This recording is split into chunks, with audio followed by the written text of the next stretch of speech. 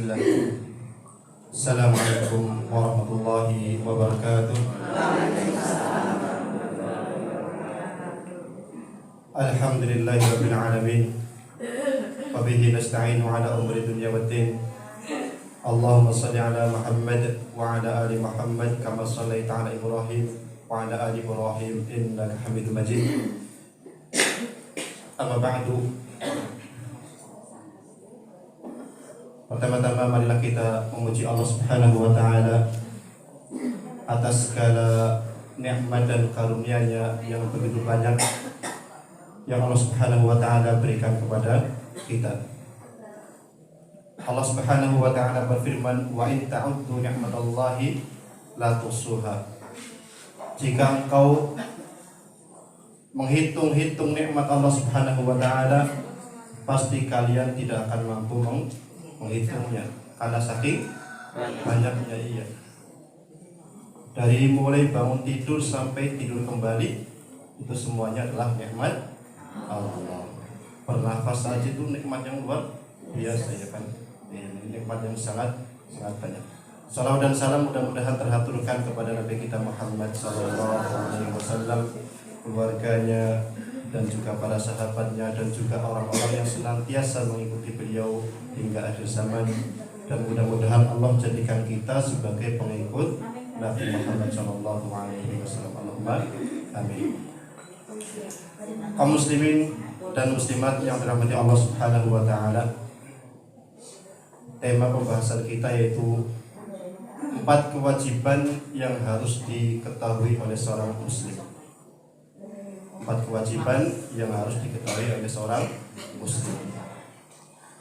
Sebelumnya tema ini sudah sering kita dengar, namun untuk mengingatkan yang berbicara di sini, tentunya yang lebih berhak untuk mendengarkan nasihat dari para panjenengan yang sudah banyak makan garam, kata orang Jawa. Saya lebih berhak untuk menerima nasihat dari para panjenengan. Namun mimbab at-tawassul bil haqq wa tawassul bis sabr, yaitu saling menasihati kebenaran dan juga menasihati dalam kesabaran. Allah Subhanahu wa taala berfirman, A'udzu billahi minasyaitonir rajim. Bismillahirrahmanirrahim. Wal 'ashri. Demi masa. Apa itu masa? Sebagian ulama mengatakan itu masa itu waktu secara umum. Dari pagi sampai pagi kembali itu adalah waktu. Sebagian yang lain mengatakan al-'ashr itu waktu asar. Demi waktu asar. Karena waktu asar merupakan waktu yang paling berharga bagi kaum muslimin. Innal insana lafi khusrin, sesungguhnya manusia, al-insan yaitu seluruh manusia. Meskipun Allah Subhanahu wa taala menyebutkan dengan kata insan itu satu manusia, namun maksudnya mencakup seluruh manusia. Sesungguhnya seluruh manusia lafi khusrin, sungguh benar-benar dalam kerugian. Seluruh manusia, tidak ada yang beruntung, semuanya dalam kerugian. Allah ini bersumpah dengan makhluknya, dan tentunya ini khusus untuk Allah Subhanahu wa ta'ala. Allah boleh bersumpah dengan apapun. Adapun kita tentunya tidak boleh demikian. Kita tidak boleh bersumpah wa rasul, demi rasul, demi Ka'bah ataupun yang lainnya, kita tidak boleh. Maka di sini menunjukkan bahwasanya apa? Yang Allah sumpah karenanya itu kerugian, itu menunjukkan hal yang penting yang harus kita perhatikan supaya kita tidak termasuk orang yang rugi. Allah Subhanahu wa taala melanjutkan firman-Nya, illal ladzina amanu, itu kecuali orang-orang yang beriman, wa amilus sholihat, dan beramal soleh, wa tawasau bil haqqi wa tawasau bis sabr, yang mereka senantiasa berwasiat dengan kebenaran dan juga berwasiat dengan kesabaran. Ini surat yang pendek namun begitu besar faedahnya.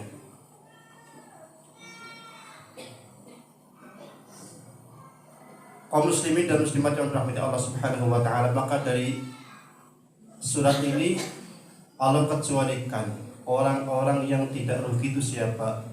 Maka ini 4 hal yang harus kita ketahui.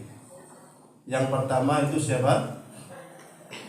Illal ladzina amanu, yaitu orang-orang yang beriman. Maka di sini kita simpulkan bahwasanya orang yang beriman itu tidak mungkin dia akan menjadi seorang yang beriman kecuali dengan apa? Ilmu. Gak mungkin seorang itu akan beriman kepada Allah kalau dia tidak mengetahui Allah. Gak mungkin seorang akan beriman kepada malaikat kalau dia tidak mengetahui adanya malaikat. Gak mungkin seorang akan beriman kepada azab kubur kalau dia tidak mengetahui adanya azab kubur dan seterusnya. Maka yang pertama adalah kewajiban kita yaitu berilmu, menuntut ilmu. Seperti yang kita lakukan di pagi hari ini. Sarana untuk mencari ilmu. Mencari ilmu adalah suatu kewajiban bagi setiap muslim dan muslimah. Apa itu ilmu? Siapa yang tahu ilmu? Yaitu mengetahui kebenaran dengan dalilnya. Mengetahui kebenaran dengan dalilnya. Ada orang mengaku dia berilmu, akan tetapi tidak didasari dengan dalil, tidak didasari dengan firman Allah ataupun sabda Nabi Shallallahu Alaihi Wasallam. Mengaku dia orang yang berilmu, mengatakan ini suatu ibadah, ini suatu akidah yang benar, namun yang diucapkan itu tidak dilandasi dengan dalil, maka sejatinya dia adalah orang yang bodoh. Sejatinya dia adalah orang yang bodoh. Maka ilmu yang dimaksud di sini adalah ilmu tentang agama Islam ini, bukan ilmu tentang dunia, bukan ilmu tentang kedokteran, bukan ilmu tentang pertanian. Bukan itu yang dimaksud oleh Nabi Shallallahu Alaihi Wasallam. Bukan berarti kita tidak boleh menuntut ilmu tersebut. Boleh, kalau seandainya kewajiban kita yang pertama itu untuk mengetahui agama ini sudah terpenuhi. Tidak 100% tiap hari kita belajar ilmu dunia, namun kita lupa dengan ilmu akhirat, itu agama. Ini yang salah. Dan ilmu dunia tidak terpuji. Ilmu dunia tidak terpuji. Tatkala Nabi Shallallahu Alaihi Wasallam datang ke kota Madinah, maka orang-orang Madinah mereka biasa naik ke pohon kurma, kemudian mengawinkan antara kurma yang laki-laki dengan perempuan. Kalau di zaman kita mungkin apa ya? Salak mungkin ya. Salak dikawinkan supaya berkembang, supaya berbuah. Kalau tidak dikawinkan ya mungkin saja berbuah, namun hasilnya jelek. Maka tatkala Nabi Shallallahu Alaihi Wasallam datang ke kota Madinah, Nabi melihat orang-orang Madinah itu sedang mengawinkan kurma-kurmanya. Nabi katakan kepada mereka, "Uslah orosa di kawinkan ben delengaken bae kon tunggu dewek, berbuat dewek." Seperti itu. Maka para sahabat menganggap itu adalah apa? Ilmu dari Allah. Mereka menganggap itu adalah sebuah wahyu. Maka mereka pun ikuti Nabi Shallallahu Alaihi Wasallam. Mereka tinggalkan. Di tahun berikutnya, ternyata hasilnya apa? Tidak bisa dimanfaatkan. Jelek kurmanya, kecil-kecil, hitam-hitam lagi, sehingga tidak dimanfaatkan. Maka tatkala Nabi Shallallahu Alaihi Wasallam melihat tersebut, kenapa kurma kalian kok demikian? Ya karena kita tidak kawinkan. Maka Nabi Shallallahu Alaihi Wasallam bersabda, antum a'lamu bi umuri dunyakum. Kalian lebih paham, lebih tahu tentang perkara dunia kalian. Apakah di sini Nabi Shallallahu Alaihi Wasallam memuji atau tidak? Memuji para sahabat atau tidak?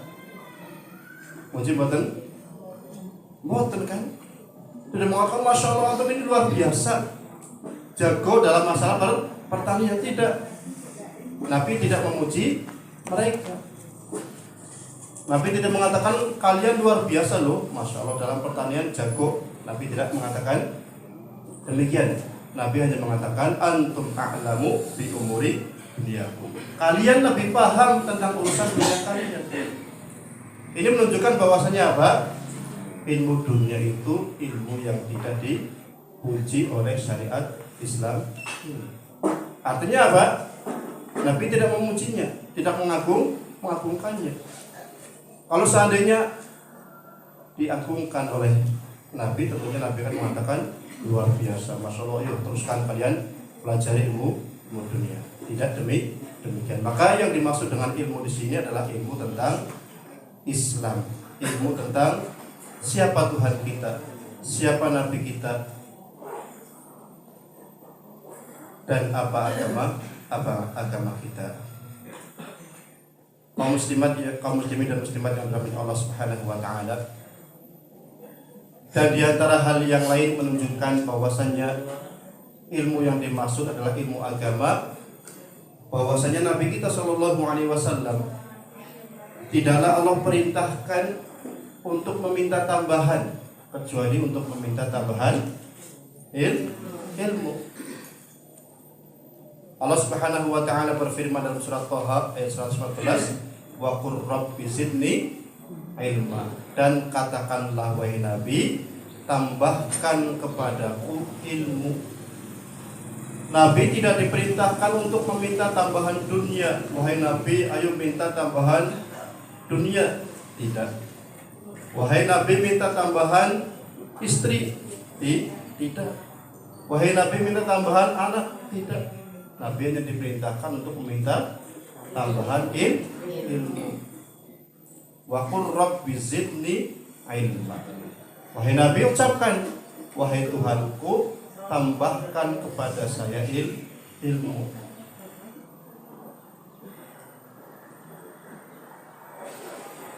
Kalau saya bertanya, kira-kira manusia yang paling banyak ilmunya siapa? Nabi Muhammad SAW. Meskipun demikian, beliau diperintahkan untuk meminta tambahan ilmu. Berarti kita kira-kira lebih berhak atau enggak? Kita lebih berhak untuk meminta tambahan ilmu kepada Allah Subhanahu wa taala. Nabi contohkan setiap hari Nabi berdoa kepada Allah untuk meminta tambahan ilmu. Dalam hadis Ummi Salamah itu siapa? Istrinya Nabi Shallallahu Alaihi Wasallam. Beliau ceritakan, karena Nabi Shallallahu Alaihi Wasallam ila sholat subha. Nabi Shallallahu Alaihi Wasallam apabila selesai sholat subuh, hina yusallimu, ketika dia sudah salam, dia mengatakan Allahumma inni as'aluka ilman nafi'an. Ya Allah, aku meminta ilmu yang bermanfaat.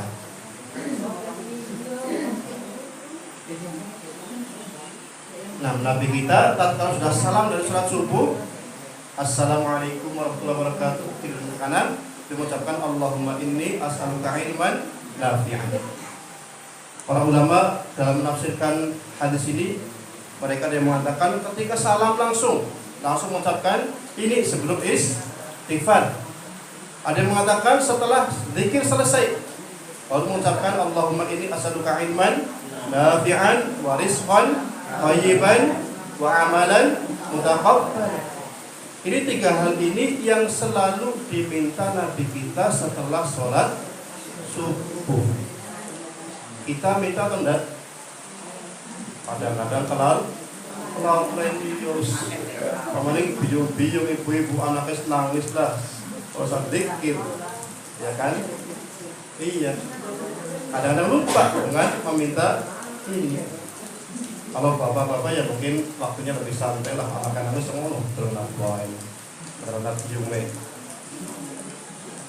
Maka usahakan kita untuk mengucapkan Allahumma inni as'aluka ilman nafi'an. Ya Allah, karuniakan kepadaku ilmu yang bermanfaat. Ilmu yang bermanfaat untuk diri kita, menjaga kita dari neraka, mendekatkan kita kepada surga. Ini adalah ilmu yang bermanfaat.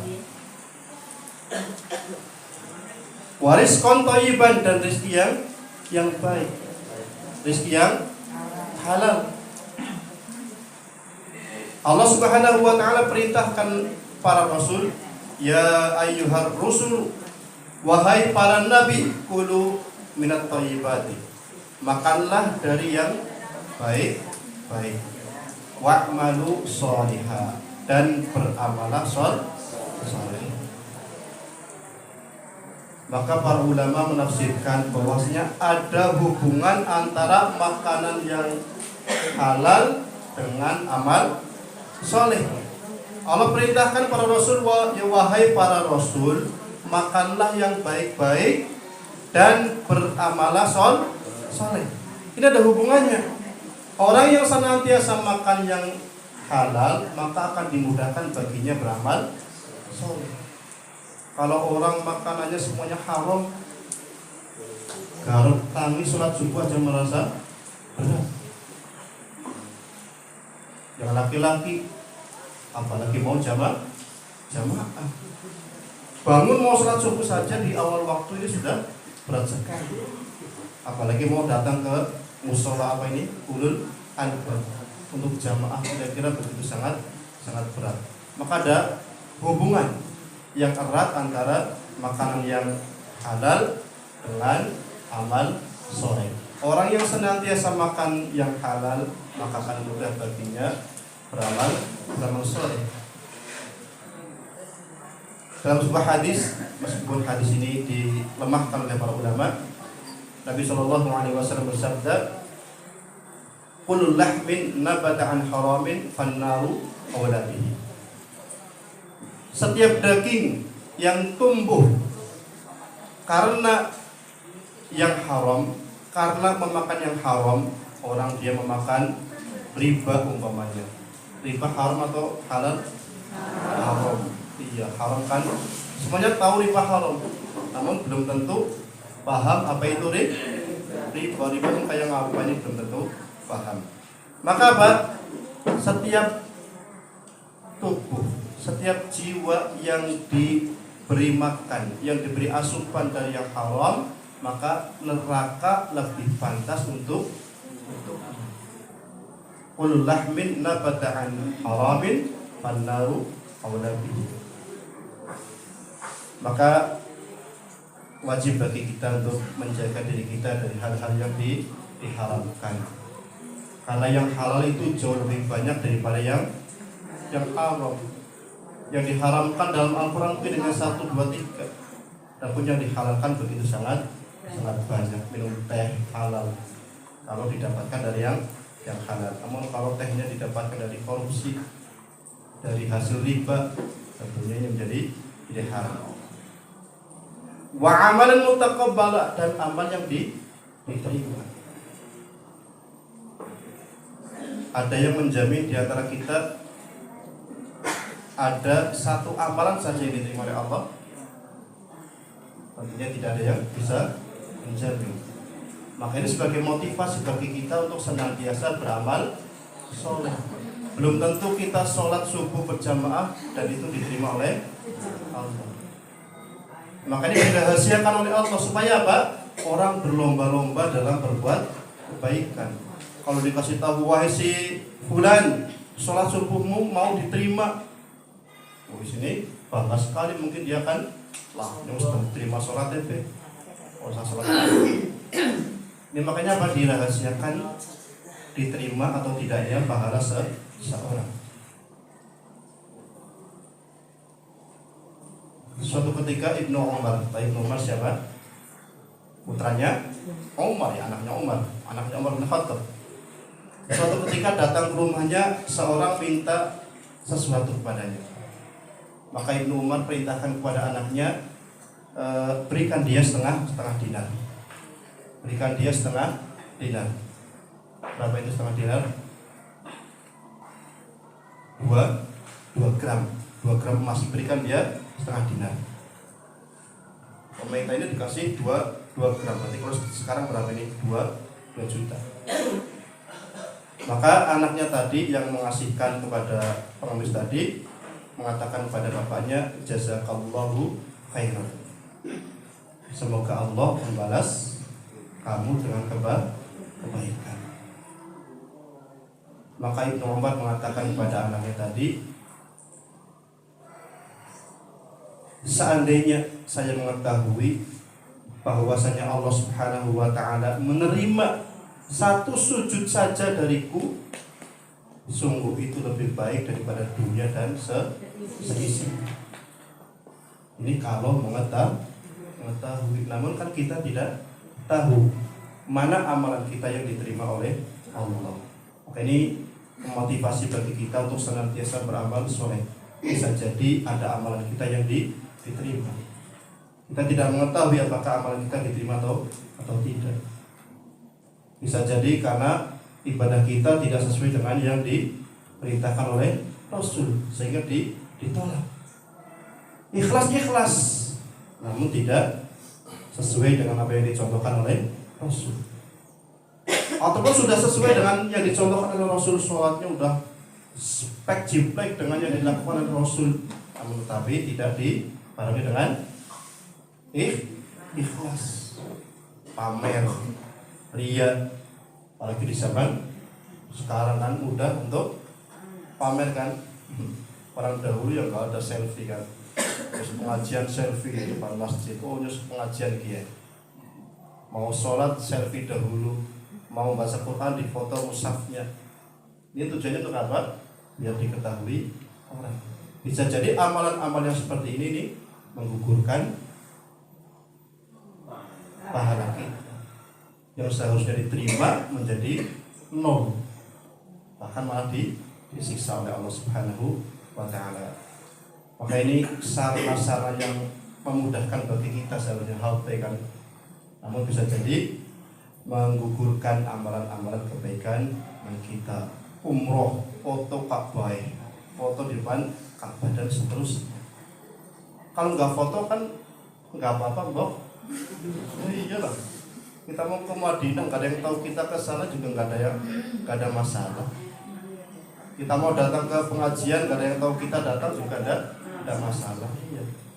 Maka berhati-hati itu jauh lebih baik daripada kita pajang foto kita diketahui oleh banyak orang, dipanggil Bu Umroh nanti pulang-pulang, Pak Umroh kan. Jadi tentunya ini dia lebih baik untuk kita tinggalkan. Kaum muslimin dan muslimat yang dirahmati Allah Subhanahu wa taala, maka kewajiban yang pertama itu apa tadi? Berilmu. Dan ilmu yang dimaksud adalah ilmu agama. Ilmu yang mengetahui siapa Tuhan kita, kemudian siapa Nabi kita, dan apa agama kita. Inilah 3 pertanyaan kapan ini? Di alam kubur. Setelah kita dikuburkan, baru datang 2 malaikat mendudukkan kita dan kita ditanya dengan 3 pertanyaan tersebut. Siapa Tuhanmu? Apa agamamu? Dan siapa nabimu? Kalau kita sekarang kira-kira jawab bisa atau tidak? Bisa, yakin. Anak TK pun bisa, namun belum tentu kita di kuburan bisa. Adapun orang yang beriman, insya Allah akan dimudahkan. Adapun orang kafir, dia akan mengatakan ha. Aku tidak mengetahui. Sami'tun nas yaqulu hada. Aku mendengar manusia mengatakan itu. Faqultuhu, kemudian saya mengatakannya. Ini orang kafir. Adapun orang mukmin akan dimudahkan. Siapa Tuhanmu? Allah. Siapa nabimu? Muhammad. Apa agamamu? Islam. Ini mudah bagi orang-orang yang beriman kepada Allah Subhanahu wa ta'ala.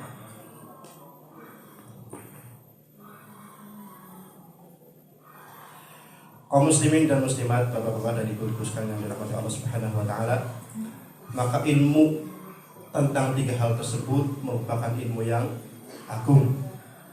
Di antara dalil bahwasanya ilmu tentang agama Islam merupakan ilmu yang luar biasa adalah firman Allah Subhanahu wa taala, syahidallahu annahu la ilaha illallah la ilaha illahu wal malaikatu wa ulul ilmi qa'iman bil qist.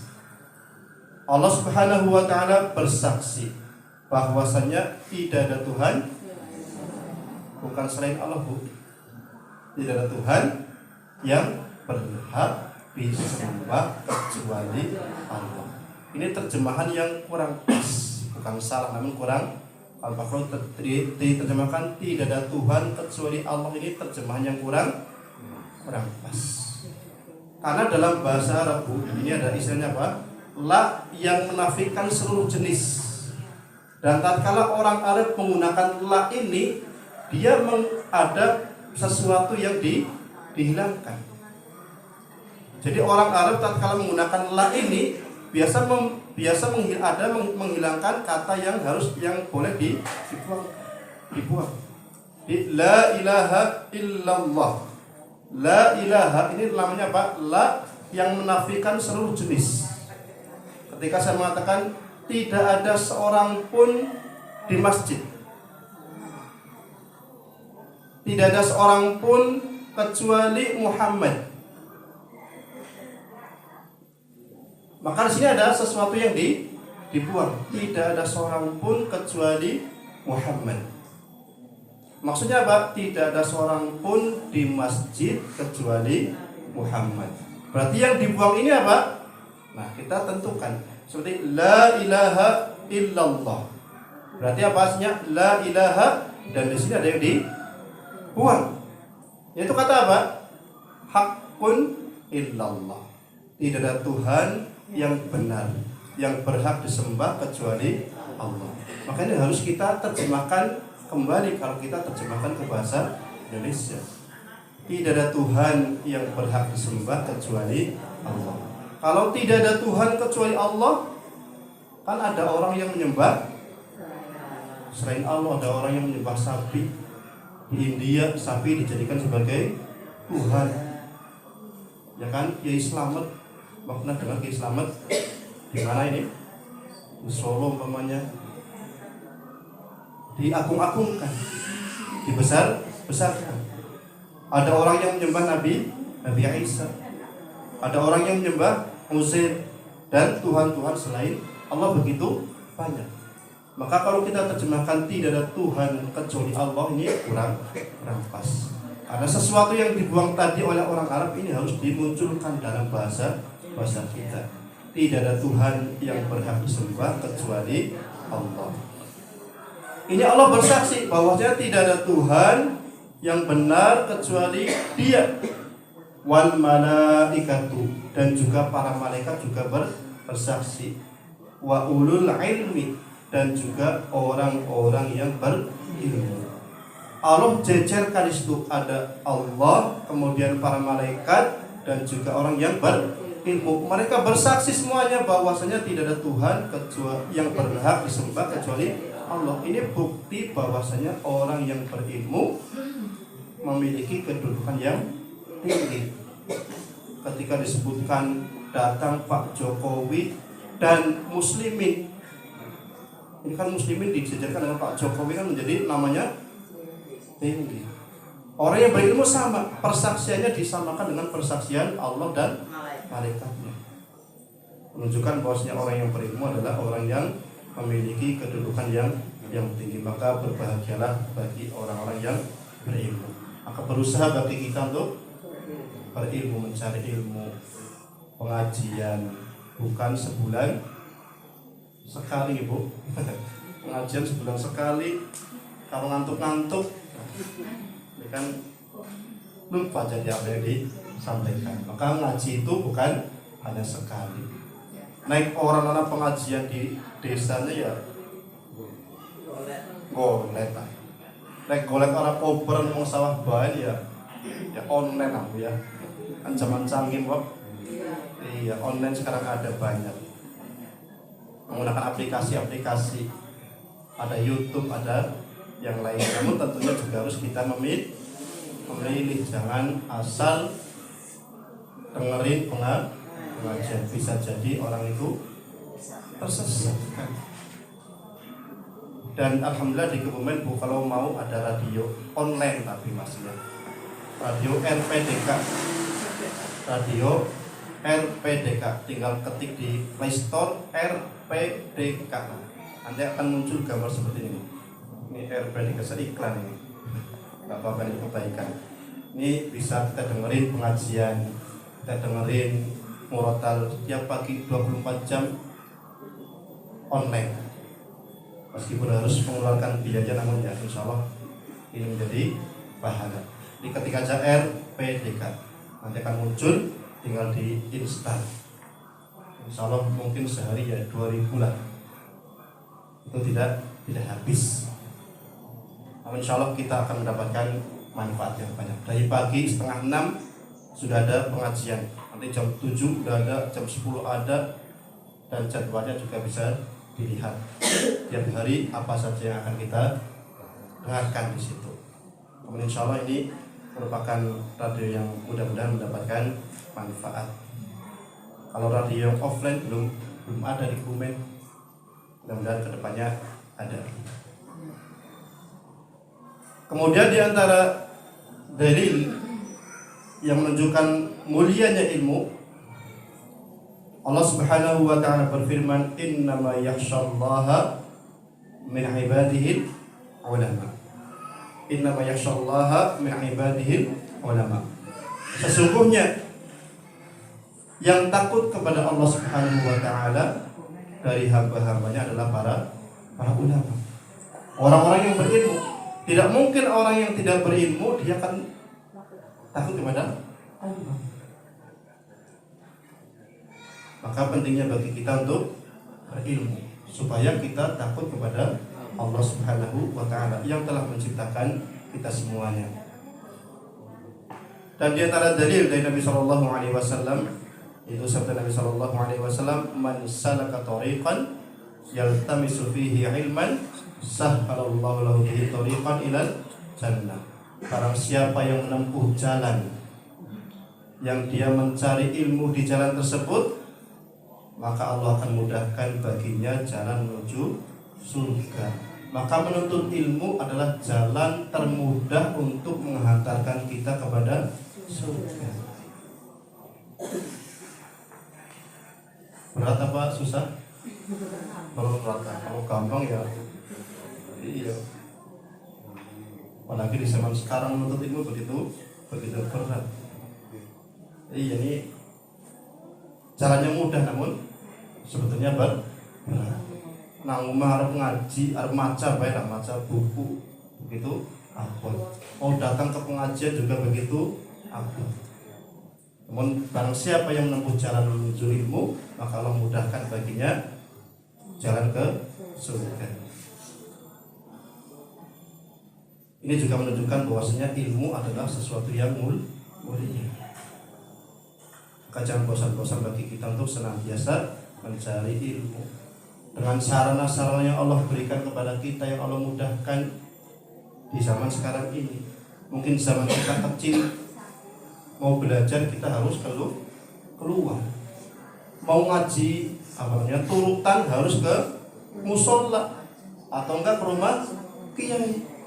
Kalau zaman sekarang mau belajar turutan bisa online dari rumah, di kamar bisa belajar Iqra, bisa belajar Al-Quran.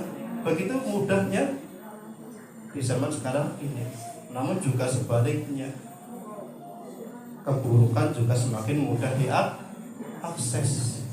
Orang dahulu kalau mau belajar perdukunan kira-kira harus kemana? Harus pergi keluar rumah. Kalau sekarang cukup di dalam kamar ketik YouTube akan muncul. Kebaikan juga mudah dan sebaliknya keburukan juga sangat lebih mudah dan lebih banyak dan lebih nikmat katanya. Lebih enak kita nonton dangdutan di YouTube 1 jam kira-kira bosan apa enggak? Enggak bosan kan? Nonton pengajian baru 5 menit kelihatannya bosan nih, Ustadz orang lucu, ya kan? Gantilah yang lain. Atau menonton yang lucu, ini lebih asik bagi kita daripada untuk menonton pengajian. Maka belajar itu sesuatu yang berat. Namun kalau kita sudah terbiasa maka akan menjadi nikmat. Jadi sesuatu yang kita ingin selalu untuk mencarinya. Ini yang pertama. Yang kedua yaitu, dan ini lebih berat lagi. Setelah kita belajar, yang kedua jauh lebih berat, itu mengamalkan ilmu. Berat atau ringan ini? Berat. Laki-laki mengetahui sholat jamaah itu utamanya 27 derajat ataupun 25 derajat daripada sholat sendirian. Mengetahui semuanya. Ada yang nggak tahu? Saya kira nggak ada yang nggak tahu. Namun kalau mau datang ke masjid, berat. Iya, apa temen kira? Apalagi baru pulang dari sawah, repotan, keringetan, males ngkobain nang omah dewekan. Ya kan? Iya. Sholat asar apalagi tanggung temen ke adzan jam 3 adzan umpamanya. Tanggung be mangkat jam 2 kon bari maneh. Ini sangat berat. Ibu-ibu juga sama. Masa kalau njobos dela wong kudungan, ya enggak Bu? Njobos dela ora kudungan ora apa-apa, Mbok. Ini tentunya apa? Tidak boleh. Seorang wanita mengetahui bahwasanya wajib menutup aurat ya ketika keluar rumah harus tutup aurat. Ada laki-laki yang di luar, maka ditutup auratnya. Nah, mengamalkan ilmu ini jauh lebih berat daripada berilmu. Ya wis ana kayak gue rasa belajar, ya tidak demikian. Kalau nggak belajar ya kita juga akan berdosa.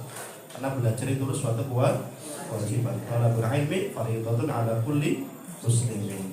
Menuntut ilmu adalah suatu kewajiban bagi setiap kaum muslimin. Dan masuk di situ adalah para wanita. Para wanita wajib untuk belajar. Karena dalam Islam ini an-nisa'u syaqaiqur rijal. Wanita itu saudara kandungnya laki-laki. Tidak ada bedanya antara laki-laki dengan perempuan dalam seluruh perintah ibadah, kecuali yang dibedakan. Sholatnya laki-laki dan perempuan sama atau beda? Sama kan, gak ada bedanya. Ada bedanya di mana? Gak ada beda. Kenapa? Wanita adalah saudara kandungnya laki-laki. Kecuali yang ada beda-bedanya seperti haid, beda wanita melahirkan, menyusui, ini tentunya perbedaan namun sedikit, tidak banyak. Maka pentingnya bagi kita setelah kita berilmu yaitu mengamalkan. Dan amalan tidak akan mungkin diterima kecuali dengan dasar ilmu. Kalau kita beramal namun tidak ada ilmunya, maka tidak akan diterima. Nabi SAW bersabda, "Man 'amila 'amalan laisa 'alaihi amruna fahuwa radd."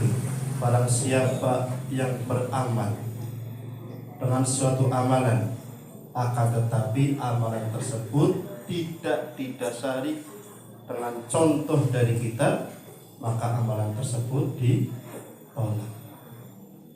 Capek-capek sholat, namun sholatnya tidak seperti yang dicontohkan oleh Nabi, kira-kira diterima betul? Tidak. Ada seorang suatu ketika datang pada Nabi, dia sholat, Nabi sedang duduk dengan para sahabatnya. Orang tersebut sholat dengan begitu cepatnya. Allah dengan begitu cepatnya, mungkin bahasa kita seperti kencang cebok, saking cepatnya. Kemudian datang salam kepada Nabi, assalamualaikum warahmatullahi wabarakatuh. Nabi jawab, waalaikumsalam. Nabi mengatakan, irji' fasolli fa innaka lam tusolli. Ulangi lagi, kembali lagi dan sholatlah, karena sholatmu tidak diterima, karena kamu sejatinya belum sholat. Berarti sholatnya apa? Tidak sesuai dengan yang diajarkan oleh Nabi. Nabi ulangi ini sampai 3 kali. Dia selesai yang kedua, datang ke Nabi. Nabi mengatakan dengan ucapan yang sama, ulangi lagi sholatmu sesungguhnya kamu belum sholat. Yang ketiga lagi sama, dia datang kepada Nabi, ulangi. Setelah itu baru dia tanya, wahai Nabi, ajarkan kepada saya sholat yang benar. Ini menunjukkan bahwasanya ibadah itu harus didasari dengan ilmu. Maka berarti kalau demikian kita harus senantiasa belajar supaya ibadah kita sesuai dengan apa yang diharapkan oleh Allah, yang dicontohkan oleh Nabi kita Shallallahu Alaihi Wasallam. Walladzi arsala rasulahu bil huda wa dinil haq. Dialah Allah yang mengutus Rasulnya yaitu Muhammad dengan huda. Al-huda di sini artinya apa? Dengan ilmu yang bermanfaat. Wa dinil haq maksudnya apa? Yaitu dengan amalan yang sholih. Maka Rasul diutus dengan dua hal ini, dengan ilmu yang bermanfaat dan juga dengan amalan yang sholih. Maka suatu amalan yang sholih tidak mungkin akan menjadi sholih kecuali kalau dia sesuai dengan apa yang dibawa oleh Nabi Shallallahu Alaihi Wasallam.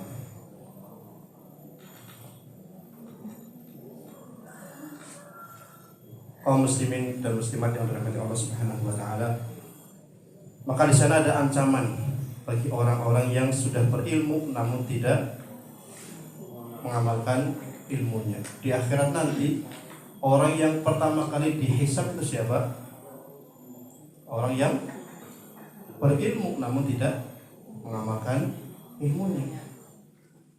Ini sebagai peringatan bagi kita supaya tatkala kita mengetahui suatu ilmu maka kita mengamalkannya.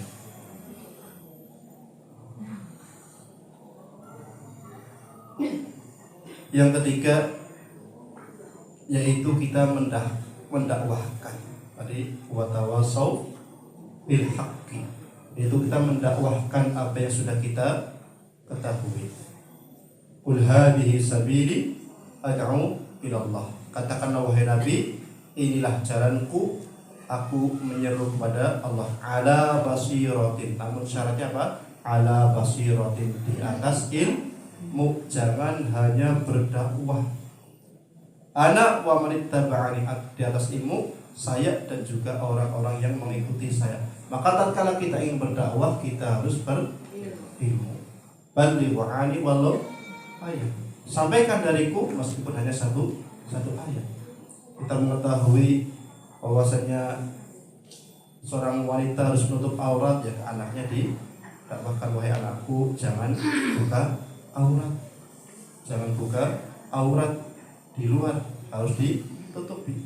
Ini kan suatu dakwah. Jadi dakwah itu tidak harus keluar di atas mimbar, tidak harus keluar di depan umum, tidak. Sebisa kita. Sebagai orang tua yang kewajiban kita untuk mengingatkan anak-anak kita. Anak kita belum sholat, wahai anakku sholatlah, jangan dibiarkan curang. Inilah kewajiban orang tua, mengingatkan anaknya untuk sholat, untuk ngaji dan seterusnya. Ini perintah dari Allah. Katakanlah ini adalah jalanku yang aku menyeru kepada Allah. Ala basiratin, namun harus di atas ilmu. Jangan berdakwah namun tidak punya ilmu. Ini kewajiban bagi kita, yaitu untuk mendakwahkan apa yang sudah kita ilmui, apa yang sudah kita ketahui.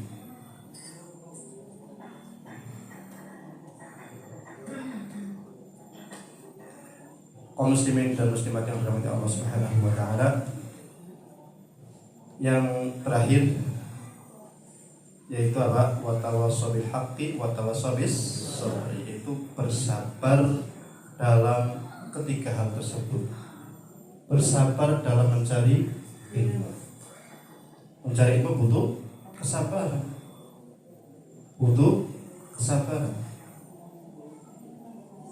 Kalau kita tidak sabar, mungkin kita tidak akan duduk di sini. 1 jam daripada di sini duduk mending masak sama beres kok urusannya kan. Ini 1 jam di sini bisa macul, bisa minggiri, manis mau tandur. Kalau kita tidak bersabar maka tidak akan mampu untuk memperoleh ilmu. Maka tanamkan juga kepada anak-anak kita ketika belajar ya harus sabar. Ya kalau kita saja tidak sabar untuk belajar, ya kita jangan menyuruh anak kita untuk sabar. Soalnya mangkat ngaji, belajar ngaji cuman males. Harus kita contohikan apa buah jatuh tidak jauh dari pohonnya. Kalau pohonnya ngajine rajin, sholatnya rajin, ya insya Allah anak kita tidak jauh dari yang demikian itu. Suruh ngaji ya makan, suruh sholat ya sergap, harus dicontohkan. Maka bersabar dalam mencari ilmu, dan juga sabar dalam beramal, dalam beribadah. Kita juga harus butuh kesabaran. Gak mungkin orang itu akan sabar menjalankan sholat yang 5 waktu ini kalau dia tidak bersabar. Bersabar juga dalam mengamalkan ilmu, ini juga butuh kesabaran. Apalagi di masyarakat, di fitnah, kerudungan boy, menjawab kerudungan. Ini kan ketika dengar ucapan seperti ini kan panas kok kupingnya, langsung untuk buka kalau bisa kerudungan jabat. Ini tidak butuh kesabaran. Ayo sih bapak lebih rajin sholat jamaah, masuk melempem diomong seperti tidak, harus bersabar. Butuh kesabaran dalam mengamalkan ilmu ini. Nabi kita SAW adalah orang yang paling bersabar, disakiti dalam berdakwah. Nabi SAW pernah ketika sedang sholat dikasih kotoran unta. Nabi juga bersabar. Nabi mendakwahkan ke negeri Taif sampai Nabi dilempari dengan batu. Siapa yang lemparin, Bu? Ibu-ibu dan anak-anak. Menunjukkan ini apa? Sangat penghinaan yang sangat super. Kalau yang lemparin bapak-bapak dan pemuda-pemuda ini mungkin apa? Suatu hal yang biasa. Namun yang suruh lemparin siapa? Ibu-ibu dan anak-anak. Orang yang mereka adalah orang yang lemah. Nabi kita SAW bersabar.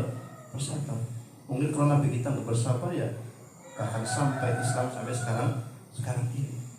Ini atas kesabaran Nabi SAW dalam berdakwah. Dimusuhi di Makkah, kemudian beliau berhijrah ke kota Madinah.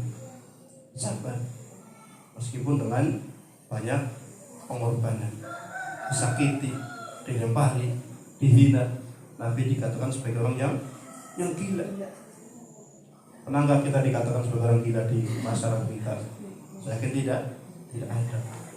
Nabi kita dikatakan sebagai orang yang gila, pendusta dan seterusnya. Padahal dahulu Nabi kita dikatakan sebagai orang yang jujur. Namun setelah menjadi Nabi dikatakan sebaliknya. Ini merupakan apa? Ujian, dan itu membutuhkan kesabaran. Dan juga sabar dalam menghadapi musibah. Ketika ada musibah, diuji dengan suatu ujian, maka kita juga harus bersabar. Harus bersabar. Kita diuji, umpamanya duitnya seret, tanggungannya dapat apa ini? PLT. Saya yang tidak punya apa-apa enggak dapat. Ini butuh apa? Kesabar dalam menghadapi ujian Allah Subhanahu wa taala juga perlu kesabaran.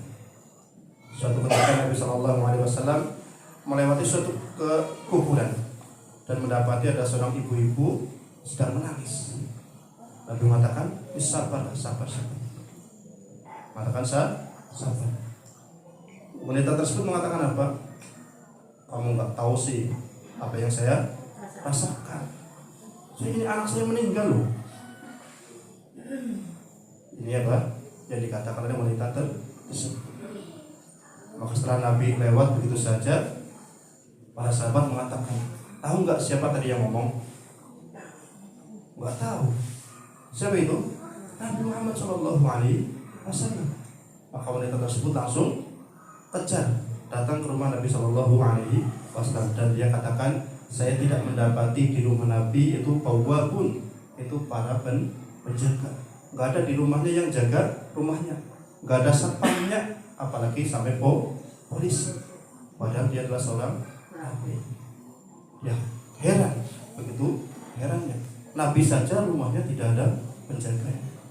Maka dia meminta maaf pada Nabi. Nabi katakan innamas sabru 'inda sadmatil ula. Sesungguhnya kesabaran itu adalah ketika pukulan pertama. Ketika ujian pertama kali, yaitu yang dibutuhkan kesabaran. Anaknya meninggal, nangis-nangis, gembor-gembor. Terus orang dina langsung sabar. Bermanfaat tidak? Tidak bermanfaat. Innamas sabru 'inda sadmatil ula, yaitu ketika pukulan pertama. Ketika baru meninggal, ya itulah dia harus bersabar dari situ. Namun bukan berarti dia tidak boleh nangis, bukan. Namun artinya apa? Dia ridho dengan keputusan Allah Subhanahu wa ta'ala. Kita diberi rezeki yang sedikit, ya kita bersabar. Diuji dengan anak yang tidak soleh juga bersabar. Karena ujian itu berbeda-beda. Yakin semua kita itu mendapatkan ujian. Gak mungkin semua kita tidak mendapatkan ujian. Kelihatannya lancar-lancar baik, tidak mungkin demikian. Lihat orang kaya, kayaknya kepenak teman uripe ya, orang kena ujiannya. Ya mungkin dia dari segi materi tidak diuji, namun dari segi yang lain diuji. Anaknya umpamanya, istrinya umpamanya tidak soleha, dikongkon malah kongkon balik. Ini kan suatu ujian. Maka yakinlah bahwasanya semua orang itu memiliki ujian, dan kita harus sabar dengan menghadapi ujian tersebut. Meskipun ujian kita itu berbeda-beda. Ada orang yang diuji dengan rezekinya, diuji dengan istrinya, diuji dengan anaknya, diuji dengan apapun pekerjaannya. Maka semuanya ini adalah ujian yang kita harus bersabar dalam menghadapinya. Maka ujian ataupun kesabaran itu ada 3 hal. Kesabaran dalam menjalankan perintah Allah, kesabaran dalam meninggalkan larangan Allah, dan kesabaran dalam menghadapi ujian-ujian dari Allah Subhanahu wa ta'ala. Dan kesabaran itu merupakan amalan yang luar biasa. Amalan yang luar biasa. Allah Subhanahu wa ta'ala berfirman, innama yuwaffas sabiruna ajrahum bighairi hisab.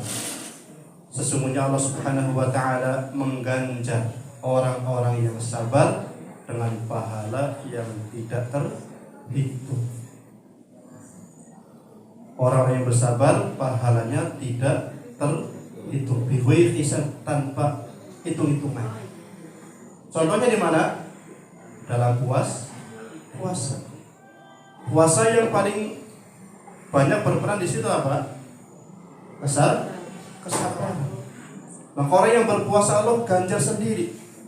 Kalau amalan-amalan yang lainnya dilipatkan sampai berapa? 700 kali. Adapun puasa, Allah Subhanahu wa ta'ala yang akan mengganjarnya. Oh, si A ini kira-kira pantasnya mendapatkan 3.000 kali lipat, si B mendapatkan 5.000. Ini tidak ada batasannya. Karena puasa yang paling banyak berperan adalah masalah kesabaran. Akhirnya kesabaran ini suatu hal yang sangat luar biasa yang butuh bagi kita untuk berusaha menanamkannya pada diri kita. Ya ayyuhalladzina amanu sabiru wasabiru. Wahai orang yang beriman, bersabarlah. Dan banyak perintah Allah Subhanahu wa ta'ala untuk bersabar bagi kita. Bersabar ucapan yang ringan, bersabar. Namun prakteknya ya begitu berat. Apalagi menghadapi orang-orang yang orang-orang yang lemah kan. Menganaknya dewek kira-kira lemah atau tidak anak kita? Orang yang paling lemah kan, terus mudah plak-plak sedikit-sedikit plak. Nah, orang ngomai. Anak tetangga kita meskipun berbuat dengan perbuatan yang sama, kira-kira kita berani atau tidak? Tidak berani. Iya. Maka kepada orang yang lemah biasanya kita lebih mudah. Orang-orang yang di bawah kekuasaan kita kita itu mudah untuk meluapkan. Suami kepada istri sama, karena istri dianggap orang yang lemah, mudah bagi suami untuk meluapkan emosinya, berbeda dengan kepada yang lainnya. Maka bersabar ini tentunya kepada keluarga kita ini jauh lebih susah untuk kita lakukan. Maka kita berusaha untuk senantiasa bersabar menghadapi kekurangan dari istri kita ataupun suami kita ataupun anak kita, karena semua kita ini adalah orang yang kesempatan melakukan kesalahan. Kullu bani Adam khata'un. Setiap anak Adam adalah apa? Apanya khata'? Sangat senang berbuat salah. Bukan berbuat salah. Khata' dalam bahasa Arab artinya apa? Wazan yang menunjukkan sangat. Wazan yang menunjukkan sangat suka berbuat kesalahan. Bukan hanya 1, 2, 3 bukan, namun sangat suka berbuat kesalahan. Maka kalau kaidah ini kita terapkan dalam kehidupan rumah tangga kita, oh istri saya bersalah ya lumrah, anak saya bersalah ya lumrah, maka kita akan mudah untuk menanamkan kesabaran dalam diri kita, terlebih terhadap orang-orang yang mereka kita anggap adalah orang-orang yang lemah. Istri kita adalah orang yang menurut kita adalah orang lemah, apalagi anak kita yang masih kecil, masih SD, tentunya kita akan menganggap mereka adalah orang yang tidak memiliki kekuatan. Mudah bagi kita untuk luapkan emosi kita, kemarahan kita, kebenaran kita, dan seterusnya. Maka inilah 4 hal yang harus kita ketahui dan harus kita amalkan. Yang pertama itu berilmu, yang kedua mengamalkan ilmu, yang ketiga mendakwahkannya, dan yang keempat itu bersabar dalam mencari ilmu, bersabar dalam mengamalkan ilmu, dan juga bersabar dalam mendakwahkan apa yang kita ketahui. Wallahu ta'ala a'lam wa sallallahu ala nabiyina Muhammad wa ala alihi wasallam wa akhiru da'wana alhamdulillahirabbil alamin. Wassalamualaikum warahmatullahi wabarakatuh.